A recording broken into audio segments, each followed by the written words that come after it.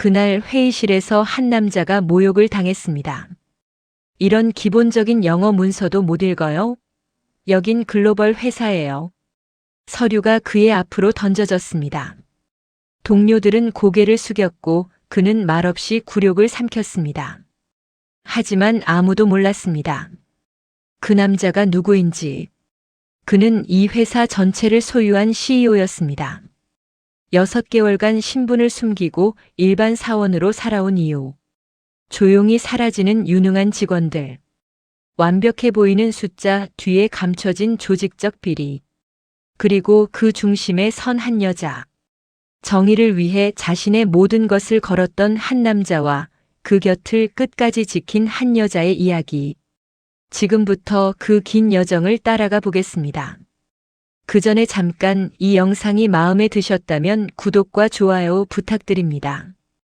여러분의 생각과 경험도 댓글로 남겨주세요. 여러분의 이야기 하나하나가 또 다른 변화를 만듭니다. 그럼 지금부터 오늘의 이야기 속으로 함께 들어가 볼까요? 서울 여의도 그 수많은 고층 빌딩 사이에 자리 잡은 오로라 코리아. 본사 건물은 오늘도 여느 때처럼 분주합니다. 로비를 가득 채운 사람들의 발걸음은 빠르고 엘리베이터 안의 침묵은 무겁습니다. 이곳은 글로벌 산업 소재 부품 조달 기업 오로라 홀딩스의 한국 법인입니다. 시스템과 보고 라인은 글로벌 기준을 따르지만 실제 현장은 전형적인 한국 대기업 문화가 지배하고 있었습니다. 24층 구매 전략팀 사무실 창가 자리에 앉은 김도윤은 모니터를 응시하고 있었습니다. 33이라는 나이, 대리라는 직급, 그리고 단정하지만 특별할 것 없는 회색 정장 차림. 그는 이 회사에서 가장 눈에 띄지 않는 존재였습니다. 동료들은 그를 조용한 김대리라고 불렀습니다. 회식 자리에서도 구석에 앉아 맥주 한 잔을 천천히 마시는 사람. 회의 시간에도 발언을 아끼는 사람.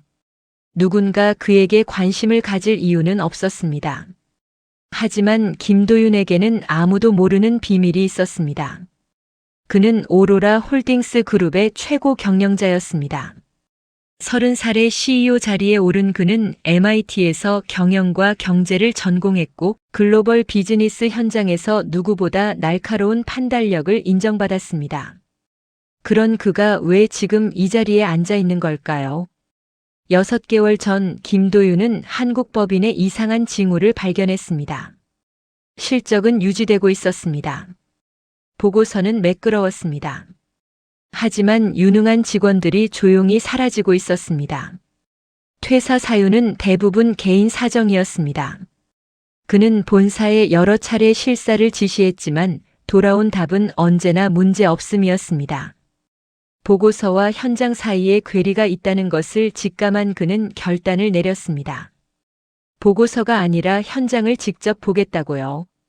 그렇게 그는 신분을 숨기고 한국 법인에 입사했습니다. 이력서에는 MIT도 CEO라는 직함도 없었습니다. 그저 국내 중견대학을 졸업하고 몇 년간 구매 업무를 담당했던 평범한 경력직이었습니다. 면접은 형식적이었습니다. 구매 전략팀 팀장은 그의 이력서를 대충 훑어보며 물었습니다. 영어는 어느 정도 하십니까? 일상 회화는 가능합니다. 글로벌 회사니까 영어 좀 되셔야 하는데 뭐 실무 배우면서 늘리시죠. 그렇게 김도윤은 구매 전략팀 대리로 출근하기 시작했습니다. 첫 한 달은 관찰의 시간이었습니다. 그는 일찍 출근해서 늦게 퇴근했습니다. 상사의 지시에 고개를 끄덕였고 동료들의 불평에 조용히 공감했습니다. 그리고 보았습니다. 숫자 뒤에 숨겨진 것들을요.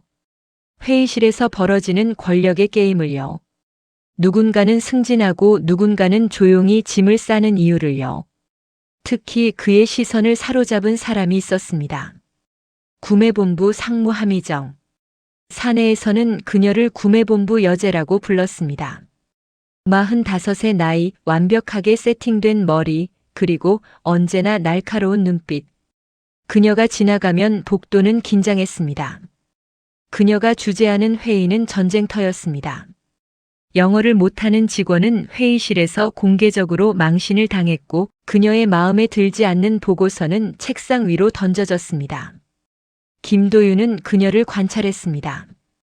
그녀가 승인하는 계약서들을요. 그녀가 밀어주는 거래처들을요. 그녀가 제거하는 사람들을요. 퍼즐 조각이 하나씩 맞춰지기 시작했습니다. 어느 목요일 오후 구매본부 주간 회의가 있었습니다. 회의실은 이미 긴장으로 가득했습니다. 함희정 상무가 자리에 앉자 모두가 등을 곧게 펴고 앉았습니다. 그녀는 탁자 위에 서류 몇 장을 내려놓으며 말했습니다. 이번 주 계약건 검토 시작하겠습니다. 그녀의 시선이 김도윤에게 멈췄습니다. 그녀는 영어로 된 계약서 한 장을 집어들었습니다. 그리고 그것을 김도윤 앞으로 밀어냈습니다. 아니, 던졌습니다. 김대리. 네. 이 계약서 검토 의견 말씀해 보세요. 김도윤은 서류를 집어들었습니다. 그것은 그가 3개월 전 본사에서 CEO 자격으로 직접 승인했던 계약서였습니다. 조항 하나하나가 그의 손을 거쳤습니다. 지금 읽고 계세요? 회의 전에 미리 검토하는 게 상식 아닌가요? 회의실이 얼어붙었습니다. 죄송합니다. 죄송하다고요? 김대리, 이런 기본적인 영어 문서도 제대로 못 읽으세요? 여긴 글로벌 회사예요. 글로벌. 김도윤은 고개를 숙였습니다. 그의 손이 서류를 꽉 쥐었습니다. 하지만 그는 아무 말도 하지 않았습니다. 다음부터는 준비 좀 하고 오세요. 시간 낭비 그만하시고요. 회의는 계속되었습니다. 김도윤은 그 시간 내내 고개를 숙이고 앉아 있었습니다. 회의가 끝나고 사람들이 하나둘 자리를 떠났습니다. 아무도 그에게 말을 걸지 않았습니다. 사무실로 돌아온 김도윤은 자리에 앉았습니다. 그의 표정은 평온했습니다. 하지만 그의 눈빛은 달랐습니다. 그는 천천히 노트를 펼치고 펜을 들었습니다. 그리고 한 줄을 적었습니다. 함희정 상무. 계약서 2023-KR-447. 검토 필요. 창밖으로 여의도의 저녁 노을이 지고 있었습니다. 빌딩의 불빛들이 하나둘 켜지기 시작했습니다. 김도윤은 모니터를 켰습니다. 그에게는 아직 할 일이 많았습니다. 함희정 상무의 회의실 망신 이후 김도윤의 일상은 조금씩 달라지기 시작했습니다. 동료들의 시선이 달라졌습니다. 점심시간에 함께 식사하자는 제안이 줄었습니다. 커피 머신 앞에서 마주쳐도 어색한 미소만 오갈 뿐이었습니다. 회사에서 낙인 찍힌다는 것은 이런 것이었습니다. 보이지 않는 선이 그어지고 그 선 안쪽 사람들은 조용히 거리를 두었습니다. 김도윤은 개의치 않았습니다. 아니, 개의치 않는 척했습니다. 그는 여전히 일찍 출근했고 묵묵히 업무를 처리했습니다. 하지만 그의 노트에는 매일 새로운 기록이 추가되고 있었습니다. 함희정 상무가 승인한 계약건들, 그녀가 선호하는 거래처 목록, 그리고 그녀의 지시로 팀을 옮기거나 퇴사한 직원들의 이름. 퍼즐은 점점 선명해지고 있었습니다. 그러던 어느 월요일 아침이었습니다. 구매 전략팀 사무실 입구에 낯선 얼굴이 나타났습니다. 30살 안팎으로 보이는 여성이었습니다. 단정한 네이비 재킷에 흰 블라우스, 그리고 또렷한 눈빛. 그녀는 팀장실 앞에서 잠시 멈춰 섰다가 사무실 안으로 들어왔습니다. 팀장이 자리에서 일어나며 말했습니다. 다들 주목해 주세요.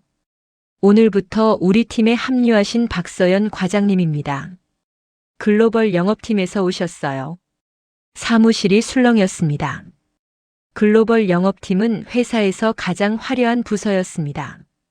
해외 바이어를 상대하고 대형 계약을 성사시키는 곳. 그런 곳에서 구매 전략팀으로 온다는 것은 이례적이었습니다. 박서연은 간단히 인사했습니다. 안녕하세요. 박서연입니다. 잘 부탁드립니다. 그녀의 목소리는 차분했지만 어딘가 단단한 느낌이 있었습니다. 김도윤은 고개를 들어 그녀를 보았습니다. 그들의 시선이 잠깐 마주쳤습니다. 박서연은 미소를 지었습니다. 김도윤은 고개를 끄덕였습니다. 오후 팀장이 김도윤을 불렀습니다. 김대리, 박 과장님 업무 인수인계 좀 도와드려. 자네가 지금 하는 계약 검토 업무랑 겹치는 부분이 있거든. 알겠습니다. 김도윤은 박서연의 자리로 갔습니다. 그녀는 이미 모니터 앞에 앉아 서류를 검토하고 있었습니다. 과장님, 인수인계 도와드리라고 해서요. 아, 김도윤 대리님이시죠? 감사합니다. 앉으세요. 박서연은 의자를 하나 더 당겨주었습니다. 그들은 1시간 넘게 업무 내용을 검토했습니다. 김도윤이 설명을 시작하자 박서연은 빠르게 요점을 파악했습니다. 그녀는 중간중간 질문을 던졌고 김도윤은 간결하게 답했습니다. 이 계약서들 전부 함희정 상무님 결재건이네요. 박서연의 말에 김도윤은 고개를 들었습니다. 네, 대부분 그렇습니다. 박서연은 더 이상 말하지 않았습니다. 하지만 그녀의 표정에서 무언가를 읽어낸 듯한 기색이 스쳤습니다. 다음 날 김도윤은 박서연이 생각보다 훨씬 뛰어난 사람이라는 것을 알게 되었습니다. 그녀는 영어 계약서를 원어민처럼 읽어냈고 조항의 허점을 단번에 찾아냈습니다. 협상 전략을 수립할 때는 상대방의 입장까지 고려했습니다. 무엇보다 그녀는 정치를 하지 않았습니다. 일은 일로 대했고 사람은 사람으로 대했습니다. 일주일쯤 지났을 때 둘은 자연스럽게 호흡을 맞추기 시작했습니다. 영어와 협상은 박서연이 맡았고 계약 구조와 리스크 판단은 김도윤이 했습니다. 그들은 말을 많이 하지 않았지만 서로가 무엇을 원하는지 알았습니다. 업무 효율이 눈에 띄게 올라갔습니다. 팀 내에서 소문이 돌기 시작했습니다. 저 둘이 같이 하면 이상하게 결과가 나온다니까. 박 과장님이 워낙 잘하시니까 그런 거 아니야? 그것도 있는데 김 대리도 은근히 꼼꼼하더라고. 계약서 리스크 잡는 건 확실히 잘해. 하지만 평화는 오래가지 않았습니다. 목요일 오후 구매본부 전체 회의가 있었습니다. 함희정 상무가 주재하는 원래 회의였습니다. 회의실은 이미 긴장으로 팽팽했습니다. 함희정 상무가 들어오자 모두가 자리에서 일어났습니다. 앉으세요. 그녀는 노트북을 열며 말했습니다. 이번 달 실적 공유부터 시작하겠습니다. 각 팀의 보고가 이어졌습니다. 함희정 상무는 중간중간 예리한 질문을 던졌습니다. 누군가는 칭찬을 받았고 누군가는 질책을 들었습니다. 그리고 구매 전략팀 차례가 되었습니다. 팀장이 보고를 시작했습니다.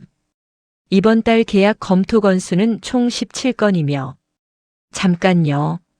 함희정 상무가 말을 끊었습니다. 박서연 과장, 글로벌 영업팀에서 왜 구매 전략팀으로 옮겼죠? 갑작스러운 질문이었습니다. 회의실이 조용해졌습니다. 박서연은 침착하게 답했습니다. 구매 업무 경험을 쌓고 싶어서 지원했습니다. 구매 업무 경험이요? 글로벌 영업팀이 더 화려하고 좋은데 말이죠. 혹시 거기서 문제가 있었던 건 아니고요? 그런 건 아닙니다. 그럼 뭔가 다른 이유가 있겠네요. 사람이 잘 나가는 부서를 떠나는 데는 이유가 있는 법이니까. 함희정 상무의 목소리에는 비아냥이 섞여 있었습니다. 박서연은 아무 말도 하지 않았습니다. 김도윤은 그녀의 손이 미세하게 떨리는 것을 보았습니다. 함희정 상무는 계속 말했습니다. 그리고 김도윤 대리. 지난번 회의 때 제대로 준비 안 된 모습 보여주셨는데 요즘은 좀 나아졌나요? 김도윤은 고개를 들었습니다. 최선을 다하고 있습니다. 최선이요? 최선을 다하는 건 기본이에요. 결과를 보여줘야죠. 근데 박 과장이랑 같이 일한다고 갑자기 실력이 늘었어요? 아니면 박 과장이 대신 해주는 건가? 회의실이 얼어붙었습니다. 김도윤은 아무 말도 하지 않았습니다. 박서연도 침묵했습니다. 답이 없네요. 됐어요. 회의 끝나고 따로 보고서 하나씩 제출하세요. 각자 뭘 하고 있는지 확인해야겠어요. 회의가 끝나고 사람들이 흩어졌습니다. 복도에서 박서연이 김도윤을 불렀습니다. 김 대리님. 네. 괜찮으세요? 네, 괜찮습니다. 박서연은 잠시 그를 바라보았습니다. 저도 그래요. 괜찮아요. 우리 그냥 일 잘하면 돼요.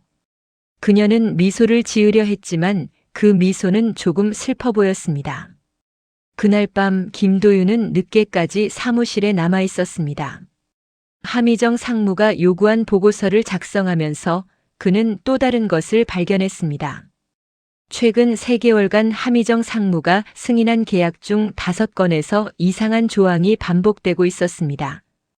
금액 산정 방식, 거래처 선정 기준, 그리고 수수료 구조.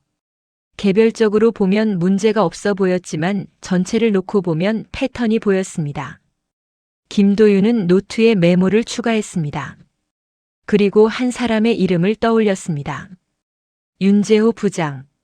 경영지원본부 감사팀에서 일하는 본사와 연결된 내부 협력자.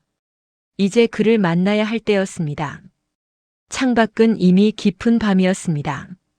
빌딩의 불빛들이 하나둘 꺼지고 있었습니다. 김도윤은 모니터를 끄고 자리에서 일어났습니다. 복도는 텅 비어 있었습니다. 그는 엘리베이터를 타고 1층으로 내려갔습니다.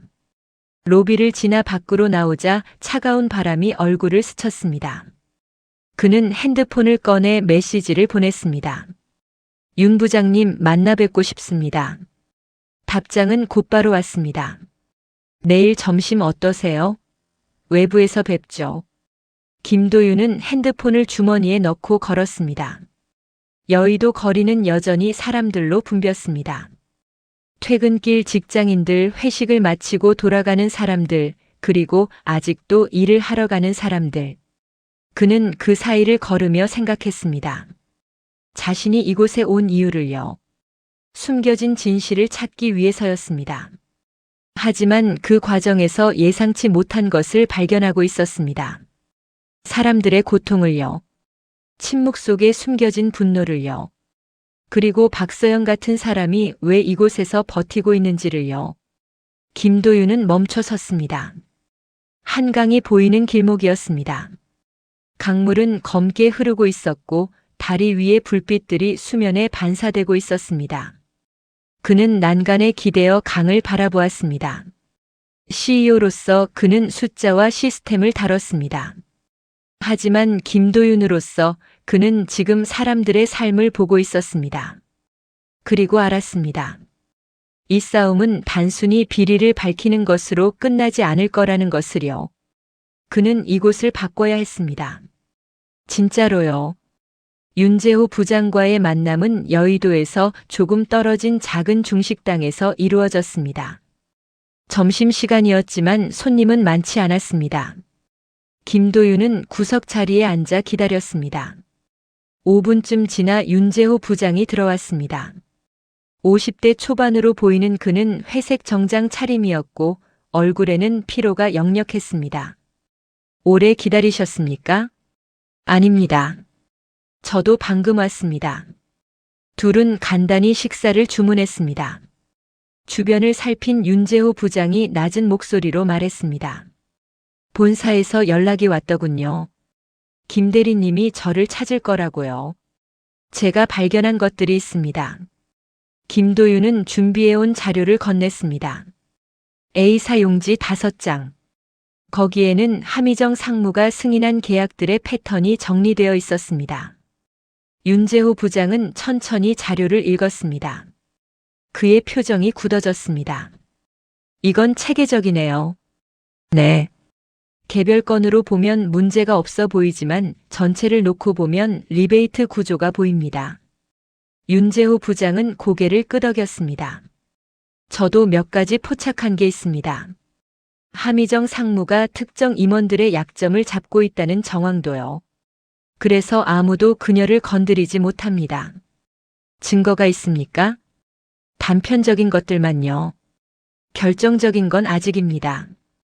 김도윤은 잠시 침묵했습니다. 시간이 얼마나 걸릴까요? 최소 2달은 봐야 합니다. 섣불리 움직였다가는 오히려 증거가 사라질 수 있습니다. 알겠습니다. 윤재호 부장은 자료를 접으며 말했습니다. 조심하십시오. 함희정 상무는 생각보다 위험한 사람입니다. 이미 김 대리님을 주시하고 있을 겁니다. 그 말은 예언처럼 들어맞았습니다. 다음 주 월요일 출근하자마자 김도윤은 팀장실로 호출되었습니다. 팀장의 표정은 어두웠습니다. 김 대리 앉아. 네. 상무님께서 자네 업무 태도에 대해 다시 한번 지적하셨어. 지난 회의 때도 그러셨지만 이번엔 좀 더 강하게 말씀하시더군. 김도윤은 아무 말도 하지 않았습니다. 자네가 일을 못한다는 건 아니야. 근데 이 회사는 실력만으로 되는 게 아니야. 눈치도 봐야 하고 관계도 중요해. 상무님이 자네를 찍으신 것 같은데 솔직히 내가 막아줄 수 있는 선이 아니야. 알겠습니다. 미안하네. 내가 할 수 있는 조언은 이것뿐이야. 최대한 조용히 지내. 사무실로 돌아온 김도윤은 자리에 앉았습니다. 박서연이 걱정스러운 눈빛으로 그를 보았지만 말을 걸지는 않았습니다. 김도윤은 모니터를 켰습니다. 업무를 시작하려는데 메일 하나가 도착했습니다. 발신자는 함희정 상무였습니다. 제목 구매 전략팀 업무 재분배 건. 내용은 간단했습니다. 김도윤이 담당하던 주요 계약 검토 업무가 다른 팀원에게 재배정되었습니다. 그에게 남은 건 단순 문서 정리와 데이터 입력 같은 보조 업무뿐이었습니다. 김도윤은 메일을 닫았습니다. 그리고 조용히 일을 시작했습니다. 점심시간 박서연이 그를 찾아왔습니다. 김 대리님 같이 식사하실래요? 네. 둘은 회사 근처 작은 식당으로 갔습니다. 식사를 하는 동안 박서연은 몇 번이나 말을 꺼내려다가 멈췄습니다. 김도윤이 먼저 물었습니다. 무슨 말씀 하시려고요? 박서연은 잠시 망설이다가 말했습니다. 김 대리님 왜 참으세요? 네. 상무님한테 그렇게 당하면서 왜 아무 말도 안 하세요? 김 대리님 실력이면 다른 회사 가도 충분히 잘하실 텐데요. 김도윤은 미소를 지었습니다. 과장님은요? 글로벌 영업팀에서 왜 여기로 오셨어요? 박서연의 표정이 굳었습니다. 저도 비슷한 이유였어요. 상무님 때문에요? 네. 제가 담당하던 계약건에서 이상한 조항을 발견했어요. 상무님께 보고했더니 오히려 제가 팀 분위기를 흐린다고 하시더라고요. 그리고 여기로 발령났죠. 김도윤은 고개를 끄덕였습니다. 그럼에도 과장님은 왜 회사를 떠나지 않으셨어요? 박서연은 잠시 생각하다가 답했습니다. 여기 좋은 사람들도 있거든요. 묵묵히 일하는 사람들. 그 사람들이 억울하게 밀려나는 걸 보고 싶지 않아요. 김도윤은 그녀를 바라보았습니다. 저도 비슷합니다. 둘은 더 이상 말하지 않았습니다. 하지만 그 순간 뭔가 통하는 것이 있었습니다. 일주일 후 상황은 더 악화되었습니다. 구매본부 전체 공지가 떴습니다. 제목 글로벌 기준에 부합하는 조직 효율화 추진. 내용은 충격적이었습니다. 앞으로 한 달간 전 직원 대상 역량 평가를 진행하고 기준에 미달하는 인력은 구조조정 대상에 포함된다는 것이었습니다. 평가 기준에는 글로벌 커뮤니케이션 능력이 포함되어 있었습니다. 사실상 영어 능력을 의미했습니다. 사무실이 술렁였습니다. 특히 나이가 많고 영어가 약한 직원들의 얼굴이 창백해졌습니다. 20년 넘게 회사를 다닌 김 과장은 자리에서 멍하니 모니터를 바라보고 있었습니다. 신입사원 출신으로 실무 능력만큼은 누구보다 뛰어난 이 대리는 한숨을 쉬었습니다. 점심시간 김도윤은 다시 윤재호 부장에게 연락했습니다. 부장님, 이번 구조조정 공지 보셨습니까? 네. 함희정 상무가 드디어 본격적으로 움직이는군요. 막을 방법이 없습니까? CEO 승인을 받았다고 내부 문서에 나와 있습니다. 물론 거짓이겠지만 당장 증명할 방법이 없습니다. 김도윤은 이를 악물었습니다. 자신이 CEO인데 자신의 이름으로 거짓 승인이 이루어지고 있었습니다. 제가 직접 나서야 할 것 같습니다. 아직 때가 아닙니다. 증거가 불충분합니다. 지금 신분을 밝히시면 오히려 그녀가 모든 걸 덮어버릴 겁니다. 그럼 어떻게 해야 합니까? 윤재호 부장은 한참 침묵하다가 말했습니다. 조금만 더 기다려 주십시오. 제가 결정적인 증거를 찾고 있습니다. 전화를 끊고 김도윤은 한강을 바라보았습니다. 회사 건물 옥상이었습니다. 아무도 없는 공간. 바람이 세게 불었습니다. 그는 처음으로 무력감을 느꼈습니다. CEO라는 직함이 있어도 지금 이 순간 그는 아무것도 할 수 없었습니다. 신분을 밝히면 증거가 사라질 것이고 침묵하면 사람들이 다칠 것입니다. 핸드폰이 울렸습니다. 박서연이었습니다. 김 대리님 어디세요? 옥상이요. 지금 가도 될까요? 네. 잠시 후 옥상 문이 열리고 박서연이 나타났습니다. 그녀는 김도윤 옆에 섰습니다. 저도 구조조정 대상 명단에 있더라고요. 김도윤은 그녀를 돌아보았습니다. 과장님이요? 네. 기밀 유출 혐의래요. 말도 안 되는 이유지만 상무님이 그렇게 정하신 이상 어쩔 도리가 없죠. 박서연은 쓸쓸하게 웃었습니다. 김 대리님, 저 하나 물어봐도 될까요? 네. 대리님 뭔가 숨기고 계시죠? 김도윤은 대답하지 않았습니다. 박서연은 계속 말했습니다. 처음부터 느꼈어요. 대리님은 여기 어울리지 않는 사람이에요. 말투도 생각하는 방식도 일 처리하는 방식도요. 마치 다른 세계에서 온 사람 같아요. 바람이 불었습니다. 김도윤은 여전히 침묵했습니다. 그래도 괜찮아요. 언젠가 말하고 싶어질 때까지 기다릴게요. 그때까지 저는 그냥 김도윤 대리님 편이에요. 박서연은 미소를 지었습니다. 그리고 먼저 옥상을 떠났습니다. 혼자 남은 김도윤은 하늘을 올려다보았습니다. 구름이 빠르게 흘러가고 있었습니다. 그는 결심했습니다. 더 이상 기다릴 수 없었습니다.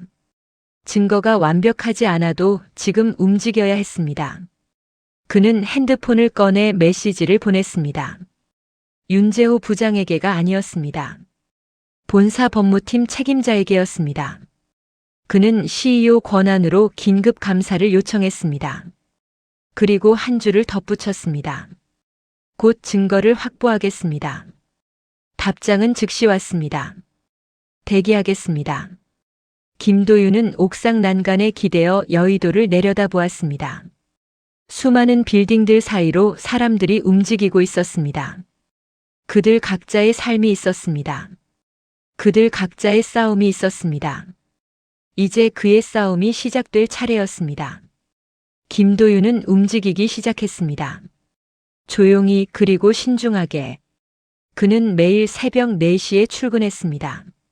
아직 경비원밖에 없는 사무실에서 그는 함희정 상무가 승인한 계약서들을 다시 검토했습니다. 하나하나 조항을 비교했고 금액 흐름을 추적했습니다. 그리고 패턴을 찾아냈습니다. 윤재호 부장과의 협력도 본격화되었습니다. 둘은 일주일에 2~3번 만났습니다. 장소는 매번 달랐습니다. 여의도 외곽의 조용한 카페, 한강변 벤치, 때로는 지하철역 근처 패스트푸드점. 윤재호 부장은 함희정 상무의 개인 컴퓨터 접근 권한을 확보했습니다. 감사팀 권한으로 가능한 일이었습니다. 이메일 백업 파일을 복구했습니다. 윤재호 부장이 USB를 건넸습니다. 여기 리베이트 관련 해외 업체와의 메일이 있습니다. 그리고 임원 몇 명의 약점을 정리한 문서도요. 김도윤은 USB를 받아들었습니다. 이 정도면 충분합니까? 거의 다 왔습니다. 하지만 하나 더 필요합니다. 결정적인 한 방이요. 무엇입니까? 함희정 상무가 직접 거짓 보고를 했다는 증거. CEO 승인이 없었다는 명확한 증거가 필요합니다. 김도윤은 고개를 끄덕였습니다. 그건 자신이 해결할 수 있는 부분이었습니다. 한편 사무실 분위기는 날로 악화되고 있었습니다. 역량평가가 시작되었습니다. 직원들은 하나씩 평가실로 불려갔습니다. 영어 인터뷰, 업무 능력 테스트, 그리고 임원 면담. 돌아오는 사람들의 표정은 하나같이 어두웠습니다. 김 과장은 평가를 마치고 돌아와 자리에 주저앉았습니다. 그의 손이 떨리고 있었습니다. 어떠셨어요? 동료가 조심스럽게 물었습니다. 영어 인터뷰에서 한마디도 못했어요. 20년을 일했는데 영어 때문에 잘리게 생겼어요. 사무실이 조용해졌습니다. 누구도 위로의 말을 건네지 못했습니다. 모두가 같은 처지였으니까요. 박서연도 평가를 받았습니다. 그녀는 평가실에서 나와 김도윤을 찾았습니다. 김 대리님. 네. 상무님이 저한테 제안을 하시더라고요. 김도윤은 그녀를 바라보았습니다. 어떤 제안입니까? 김 대리님이 업무상 실수를 했다는 보고서에 사인하면 저는 구조조정 대상에서 빼주겠대요. 김도윤의 표정이 굳었습니다. 그래서요? 당연히 거절했죠. 박서연은 담담하게 말했습니다. 저는 거짓말 못해요. 김 대리님은 실수한 적 없어요. 오히려 누구보다 꼼꼼하게 일하시잖아요. 과장님, 괜찮아요. 어차피 전 여기 오래 있을 생각 없었어요. 이런 곳에서 일하는 게 의미 있나 싶기도 하고요. 그녀는 웃으려 했지만 눈가가 붉어져 있었습니다. 근데 김 대리님 하나만 말해주세요. 대리님은 왜 여기 있는 거예요? 왜 이렇게까지 참으시는 거예요? 김도윤은 한참 동안 그녀를 바라보았습니다. 그리고 천천히 말했습니다. 이곳을 바꾸고 싶어서요. 네. 이곳에 좋은 사람들이 있어요. 묵묵히 일하는 사람들. 과장님처럼 정직한 사람들. 그 사람들이 지켜지는 회사를 만들고 싶어요. 박서연은 그의 눈을 똑바로 보았습니다. 김 대리님 당신 누구세요? 김도윤은 미소를 지었습니다. 조금만 기다려주세요. 곧 알게 될 겁니다. 그날 밤 김도윤은 박서연과 함께 야근을 했습니다. 둘은 나란히 앉아 서류를 정리했습니다. 말은 많지 않았지만 침묵이 편안했습니다. 밤 11시쯤 되었을 때 박서연이 자리에서 일어났습니다. 커피 마실래요? 네. 둘은 회사 근처 편의점으로 갔습니다. 따뜻한 캔커피를 사서 한강변 벤치에 앉았습니다. 강물은 검게 흐르고 있었고 반대편 빌딩들의 불빛이 반짝였습니다. 김 대리님. 네. 뭔가 큰일을 준비하고 계시죠? 김도윤은 대답하지 않았습니다. 박서연은 계속 말했습니다. 느껴져요. 대리님이 매일 새벽에 출근하는 것도 알아요. 윤재호 부장님이랑 자주 만나는 것도요. 걱정되긴 하지만 전 믿을게요. 감사합니다. 그래도 조심하세요. 상무님은 생각보다 무서운 사람이에요. 김도윤은 고개를 끄덕였습니다. 두 사람은 한참 동안 강물을 바라보았습니다. 저기 김 대리님. 네. 이거 끝나면 같이 밥 한번 먹어요. 회사 이야기 말고 다른 얘기하면서요. 김도윤은 그녀를 돌아보았습니다. 박서연은 수줍게 웃고 있었습니다. 네, 그러죠. 일주일 후 김도윤은 결정적인 증거를 확보했습니다. 함희정 상무가 CEO 승인 없이 구조조정을 진행했다는 내부 문서. 그녀가 본사에 제출한 보고서와 실제 CEO 결제 시스템의 기록이 일치하지 않았습니다. 김도윤은 CEO 권한으로 모든 결제 기록을 추출했습니다. 증거는 명확했습니다. 윤재호 부장에게 연락했습니다. 준비됐습니다. 확실합니까? 네. 이제 움직일 때입니다. 알겠습니다. 이사회를 소집하겠습니다. 하지만 그 전에 해야 할 일이 있었습니다. 김도윤은 구조조정 대상 명단에 오른 직원들을 하나씩 만났습니다. 김 과장, 이 대리 그리고 다른 동료들. 그는 그들에게 조용히 말했습니다. 조금만 더 버텨주세요. 곧 상황이 바뀔 겁니다. 김 대리님 무슨 말씀이세요? 믿어주세요. 여러분은 잘못한 게 없어요. 부당하게 밀려나지 않을 겁니다. 그의 목소리에는 확신이 담겨 있었습니다. 사람들은 고개를 끄덕였습니다. 뭔지는 몰라도 그의 말을 믿고 싶었습니다. 박서연에게도 말했습니다. 과장님, 다음 주 목요일 이사회에 참석해 주세요. 저요? 왜요? 증인이 필요합니다. 과장님이 발견한 계약서 조항에 대해 증언해 주셔야 해요. 박서연은 잠시 놀란 표정을 지었습니다. 김 대리님 드디어 움직이시는 거예요? 네. 위험하지 않을까요? 김도윤은 미소를 지었습니다. 괜찮습니다. 이번엔 제대로 준비했으니까요. 박서연은 그를 똑바로 바라보았습니다.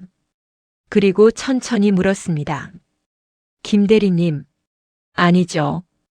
대표님이시죠? 김도윤은 놀라 그녀를 보았습니다. 박서연은 조용히 웃었습니다. 처음부터 이상했어요. 계약서 보는 눈, 리스크 판단하는 방식, 그리고 지금 이 계획. 일반 대리가 할 수 있는 게 아니에요. 김도윤은 한참 침묵하다가 고개를 끄덕였습니다. 어떻게 알았어요? 감이었어요. 그리고 확신이 됐죠. 화나지 않으세요? 속였잖아요. 박서연은 고개를 저었습니다. 아니요. 오히려 안심이 돼요. 당신이 진짜 이곳을 바꿀 수 있는 사람이라는 게요. 그녀는 그의 손을 잡았습니다. 전 당신 편이에요. 처음부터 그랬고 지금도 그래요. 김도윤은 그녀의 손을 꽉 잡았습니다. 처음으로 혼자가 아니라는 느낌이 들었습니다. 감사합니다. 같이 이겨내요. 밤하늘에 별이 보였습니다. 여의도에서 별을 보기란 쉽지 않았습니다. 하지만 오늘은 보였습니다. 희미하지만 분명히 빛나고 있었습니다. 이사회 당일 아침은 맑았습니다. 김도윤은 평소보다 일찍 출근했습니다. 회의실 준비를 확인하고 자료를 점검했습니다. 윤재호 부장이 먼저 와 있었습니다. 준비는 끝났습니다. 고생하셨습니다. 오늘 이후 많은 것이 바뀔 겁니다. 김도윤은 고개를 끄덕였습니다. 그는 창밖을 바라보았습니다. 여의도 아침 풍경은 여느 때처럼 분주했습니다. 하지만 오늘은 달랐습니다. 오늘은 끝나는 날이자 시작되는 날이었습니다. 오전 10시 이사회가 시작되었습니다. 회의실에는 본사에서 온 이사진, 한국법인 임원들, 그리고 함희정 상무가 자리했습니다. 함희정 상무는 여느 때처럼 완벽한 차림이었습니다. 그녀의 표정에는 자신감이 가득했습니다.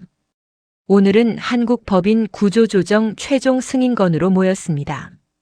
함희정 상무가 회의를 시작했습니다.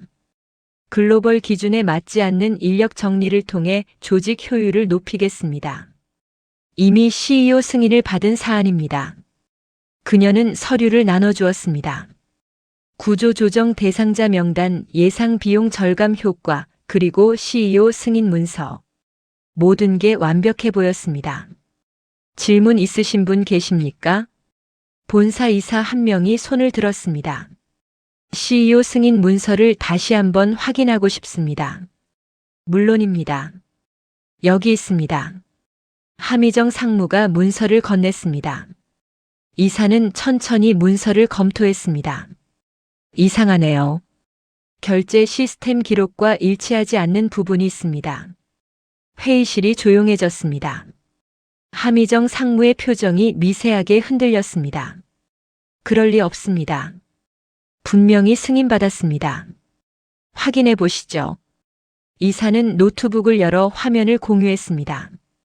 그곳에는 CEO 결제 시스템의 실제 기록이 있었습니다. 함희정 상무가 제출한 문서의 날짜에는 아무런 결제 기록이 없었습니다. 상무님, 이건 어떻게 된 겁니까? 함희정 상무는 당황한 기색을 숨기려 했습니다. 시스템 오류일 겁니다.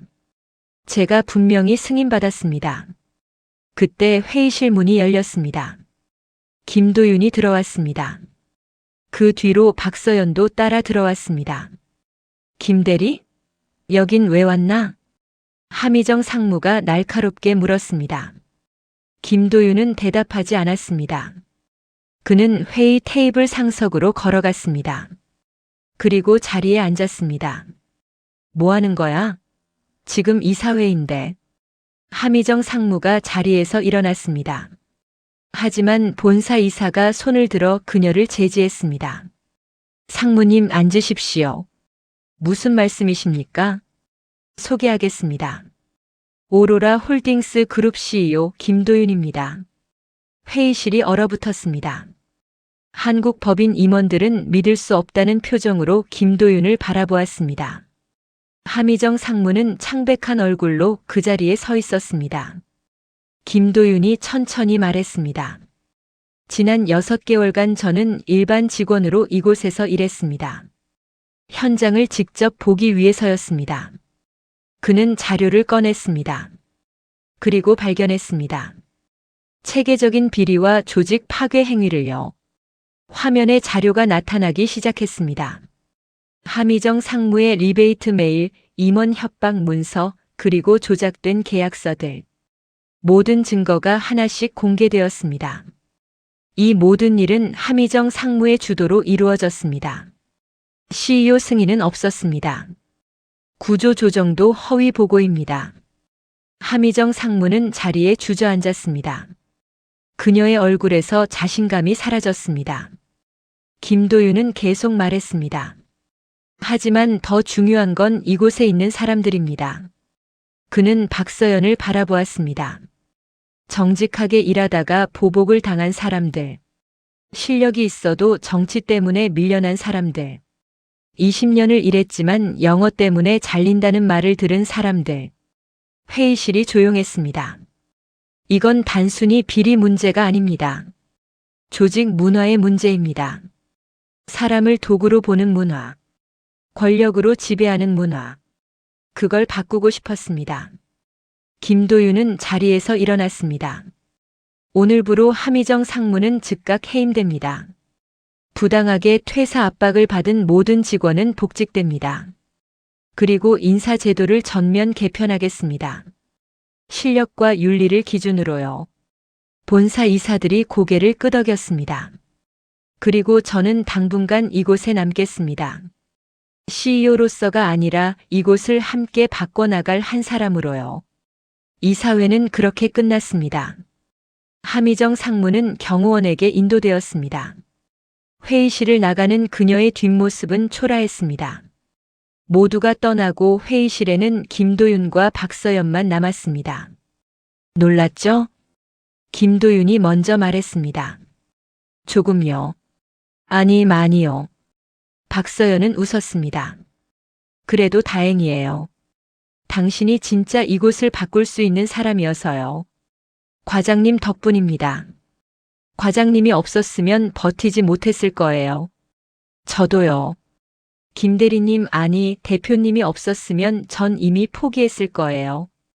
둘은 잠시 침묵했습니다. 저기 과장님. 네. 약속 기억하세요? 이거 끝나면 밥 먹기로 했잖아요. 박서연은 환하게 웃었습니다. 물론이죠. 오늘 저녁 어때요? 좋습니다. 소식은 빠르게 퍼졌습니다. 구매 전략팀 김도윤 대리가 사실은 그룹 CEO였다는 것, 함희정 상무가 해임되었다는 것, 구조 조정이 취소되었다는 것, 사무실은 술렁이었습니다. 김 과장은 자리에서 일어나 김도윤을 찾았습니다. 대리님, 아니 대표님. 감사합니다. 그의 목소리가 떨렸습니다. 괜찮습니다. 당연히 해야 할 일이었습니다. 20년 일했는데 영어 때문에 쫓겨날 뻔했어요. 대표님이 아니었으면. 김도윤은 그의 어깨를 두드렸습니다. 김 과장님은 이 회사에 꼭 필요한 분입니다. 앞으로도 잘 부탁드립니다. 다른 동료들도 하나둘 다가왔습니다. 감사의 인사를 전했습니다. 김도윤은 한 사람 한 사람과 악수를 나눴습니다. 그날 저녁 김도윤과 박서연은 여의도 작은 한식당에서 식사를 했습니다. 회사 이야기는 하지 않았습니다. 좋아하는 음식, 주말에 하는 일, 그리고 앞으로의 꿈. 평범한 이야기들이었습니다. 대표님, 하나만 물어봐도 될까요? 네. 왜 여기 오셨어요?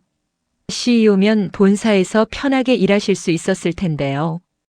김도윤은 잠시 생각했습니다. 보고서로는 보이지 않는 게 있더라고요. 사람들의 표정, 말투, 침묵. 그런 것들이요. 그걸 보고 싶었어요. 그래서 6개월이나 참으신 거예요? 네. 쉽지 않았지만 후회는 안 해요. 많은 걸 배웠으니까요. 박서연은 고개를 끄덕였습니다. 저도 배웠어요. 대표님한테서요. 포기하지 않는 법을요. 저야말로 과장님한테 배웠습니다. 사람을 믿는 법을요. 둘은 웃었습니다. 1년이 흘렀습니다.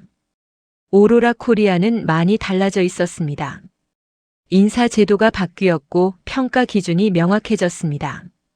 영어보다 실무 능력이 중요해졌고 정치보다 협력이 중요해졌습니다. 이직률은 업계 최저 수준으로 떨어졌고 직원 만족도는 최상위로 올라갔습니다. 김도윤은 약속대로 한국법인에 남았습니다. CEO 집무실이 아니라 구매 전략팀 자리에서 일했습니다. 물론 이제는 모두가 그가 CEO라는 것을 알았지만 여전히 김대리님이라고 부르는 사람들이 있었습니다. 김도윤은 그게 좋았습니다. 박서연은 글로벌 전략본부 이사로 승진했습니다. 실력을 인정받은 결과였습니다. 하지만 여전히 구매 전략팀과 협력하며 일했습니다. 김도윤과 함께요. 어느 봄날 회사 전 직원이 초청된 결혼식이 열렸습니다. 신랑은 김도윤, 신부는 박서연이었습니다. 식장은 웃음과 축하로 가득했습니다. 김 과장은 눈물을 흘렸고 동료들은 박수를 쳤습니다. 대표님 행복하세요. 과장님도요. 피로 연장에서 김도윤은 짧은 소감을 말했습니다. 저는 이곳에서 많은 것을 배웠습니다. 사람들의 소중함을, 정직함의 힘을, 그리고 함께하는 것의 의미를요. 앞으로도 여러분과 함께 더 좋은 회사를 만들어 가겠습니다. 박수가 터져 나왔습니다. 다음 날 한 신문 기사가 화제가 되었습니다. 오로라 코리아 구매 전략팀 김대리 사실은 글로벌 그룹 CEO였다. 기사는 지난 1년간의 이야기를 담고 있었습니다. 위장 취업, 비리 적발, 그리고 조직 문화 개선. 많은 사람들이 감동했습니다. 김도윤은 기사를 읽으며 미소를 지었습니다. 옆에는 박서연이 앉아 있었습니다. 우리 이야기가 책이 될 것 같아요. 박서연이 말했습니다. 그럴까요? 네. 제목은 뭐가 좋을까요? 글쎄요. 숨은 CEO? 여의도의 진실? 너무 딱딱한데요. 차라리 우리의 싸움 같은 게 어때요? 둘은 웃었습니다. 창밖으로 봄바람이 불어왔습니다. 여의도 벚꽃이 만개해 있었습니다. 사람들은 꽃길을 걸으며 웃고 있었습니다. 김도윤은 생각했습니다. 6개월 전 그는 회의실에서 굴욕을 당했습니다. 영어도 못 읽는 무능한 대리로 낙인 찍혔습니다. 하지만 그 순간이 있었기에 지금이 있었습니다. 고통이 있었기에 변화가 있었습니다. 여보. 박서연이 그의 손을 잡았습니다. 네. 우리 잘할 수 있을까요? 뭘요? 이 회사 더 좋게 만드는 거요. 김도윤은 그녀의 손을 꽉 잡았습니다. 네. 우리 함께니까요. 그는 다시 창밖을 바라보았습니다. 벚꽃잎이 바람에 날리고 있었습니다. 하얗고 부드럽게 마치 새로운 시작을 축복하듯이. 그리고 그는 혼자 중얼거렸습니다. 직함은 숨길 수 있어도 사람을 대하는 태도는 숨길 수 없다. 그것이 그가 배운 가장 큰 교훈이었습니다. 그리고 앞으로도 잊지 않을 원칙이었습니다. 여의도의 봄은 계속되고 있었습니다. 영상이 마음에 드셨다면 구독과 좋아요 부탁드립니다. 그리고 여러분의 이야기를 댓글로 들려주세요. 당신의 한마디가 또 다른 변화를 만듭니다.